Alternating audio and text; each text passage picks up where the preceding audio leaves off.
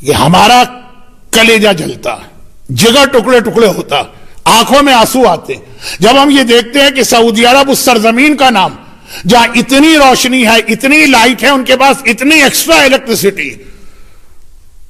کہ رات کے 2 بجے آپ کسی چھوٹی سی گلی میں جائیں اور سوئی گر پڑے تو آپ اس سوئی کو اٹھا سکیں گے، اتنی روشنی۔ لیکن اگر کہیں اندھیرا، اگر کہیں ویرانی، وہ یہ قبر فاطمہ ہے، وہ یہ قبر معصومی۔ جب ہم یہ دیکھتے ہیں کہ وہاں گرمیوں میں دوپہر کے وقت اتنی شدید گرمی ہوتی ہے، پوری مسجد نبوی ایئر کنڈیشن کر دی گئی، پوری مسجد کے باہر چھتریاں لگا دی گئی، لیکن اگر کوئی قبر ایسی ہے، کوئی جگہ ایسی ہے جو دھوپ کے اندر تپ رہی ہے اور جل رہی ہے، وہ قبر سیدہ سے منسوب جگہ ہے اور 4 معصومین کی قبر ہے۔ یہ ہم اور آپ خون کے آنسو روتے ہیں، لیکن آل محمد نے تو نانا کے دین کے لیے پہلے دن سے اعلان کر دیا کہ اے تلواروں، اگر نانا کا دین بچے گا میرے ٹکڑے ہونے سے، آؤ تلواروں حسین کے جسم کو ٹکڑے ٹکڑے کر دو۔ حسین کو اپنی شہادت قبول ہے، حسین کو اپنے لاشے کی پاماری قبول ہے، لیکن نانا کا دین بچ جائے۔ یہ میری تقریر کے درمیان کا حصہ تھا، تو یہ 8 شوال آپ سے تقاضا کرتا ہے کہ نانا کا دین کبھی ہاتھ سے نہ جانے دے، لیکن مصائب کو آگے بڑھاتا ہوں۔ اور وہ یہ ہے کہ جب کبھی مصائب پڑھے جاتے ہیں تو آدمی کس کو جا کے کنڈولنس کرتا ہے اور پرسہ دیتا ہے؟ جو اس خاندان کا سب سے بڑا اس وقت ہوتا۔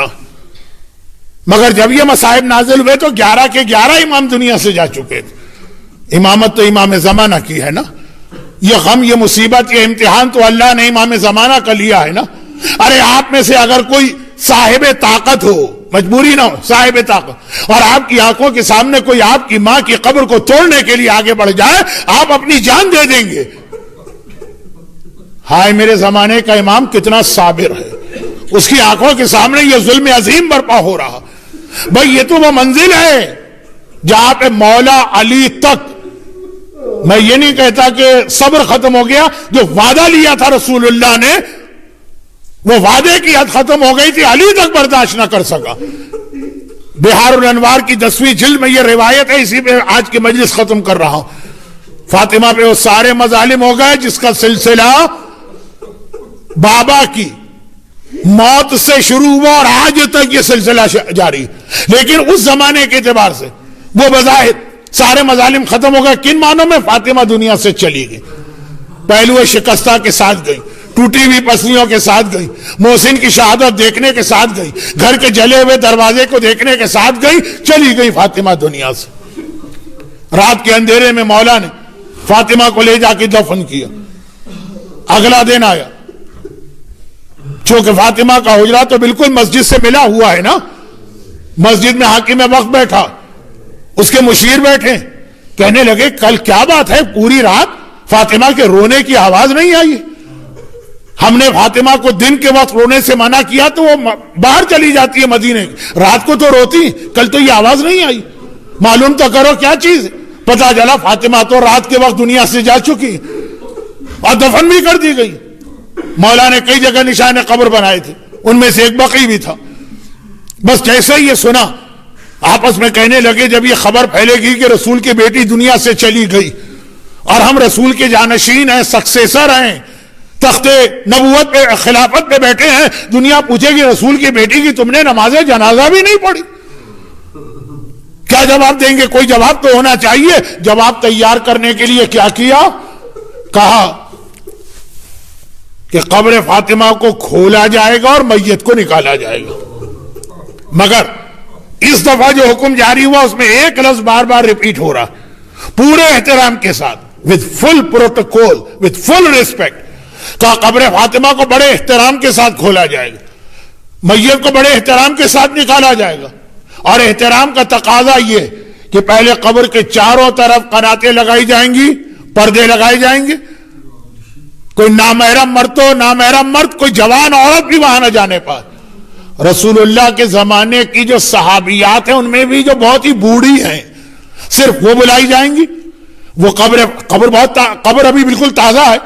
وہ قبر کی مٹی کو پورے احترام سے ہٹائیں گی،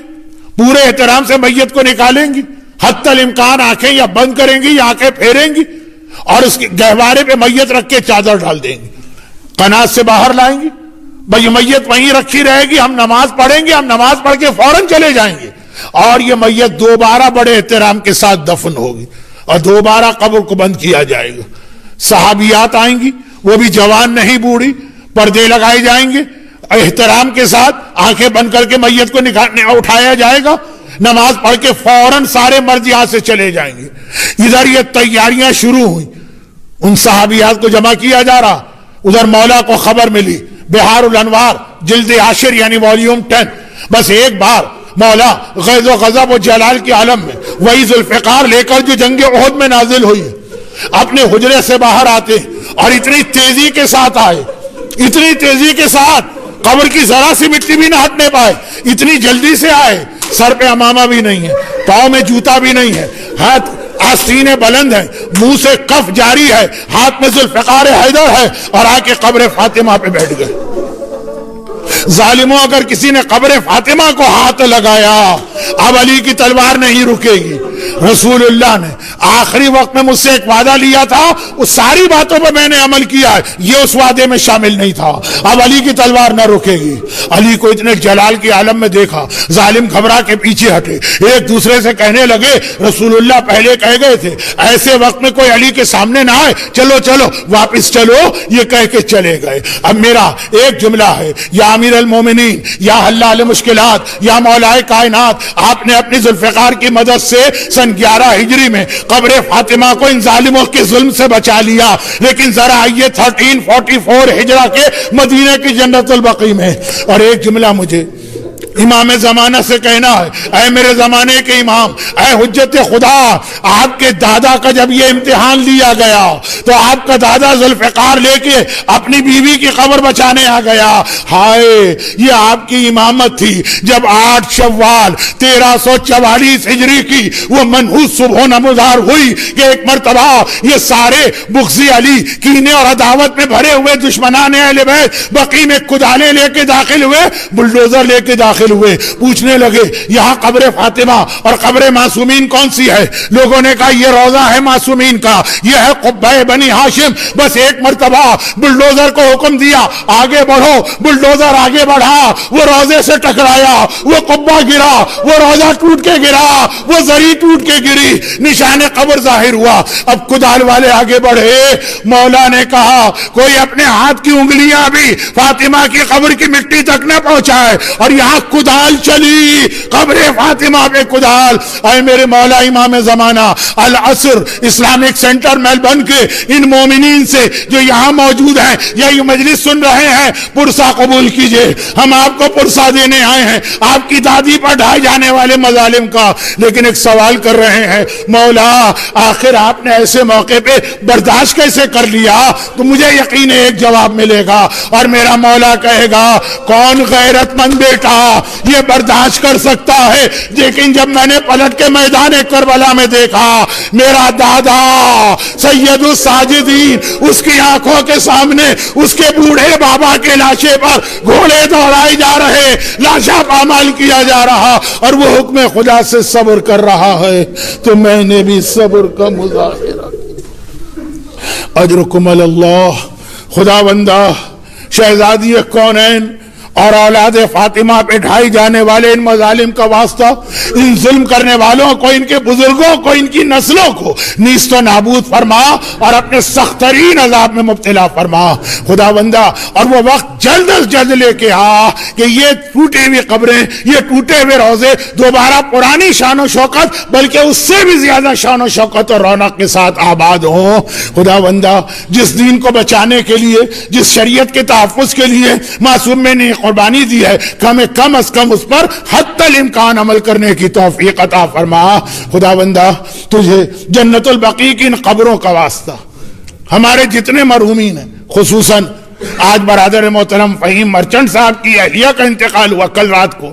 اور ہمارے برادر محترم سرور صاحب کی ساس کا کل انتقال ہوا، خدا بندہ تمام مرحومین خاص طور پر ان دو کو اعلی علیین میں جوار اہل بیت اور جوار معصومہ کونین صدیقہ طاہرہ سیدہ کائنات سے ملحق فرما خدا بندہ۔ اسی جنت البقیع میں میرا بیمار امام سجاد بھی دفن ہے. تجھے میرے مولا کی بیماری کا واسطہ دنیا بھر کے تمام بیماروں کو، خصوصاً کورونا ڈیزیز میں جو لوگ مبتلا اور خاص مومنین دنیا میں اس بیماری میں مبتلا ہیں، ان کو، اور خاص طور پہ میلبرن میں اگر کوئی مومن ہے، ایک مومنہ یہاں بھی اس وقت کینسر سے جنگ کر رہی ہیں، خدا بندہ ان سب کو شفائے کاملہ عطا فرما. اور خدا بندہ ان مظالم کو سننے سے برداشت نہیں ہوتا ہے، اس لیے اپنی آخری حجت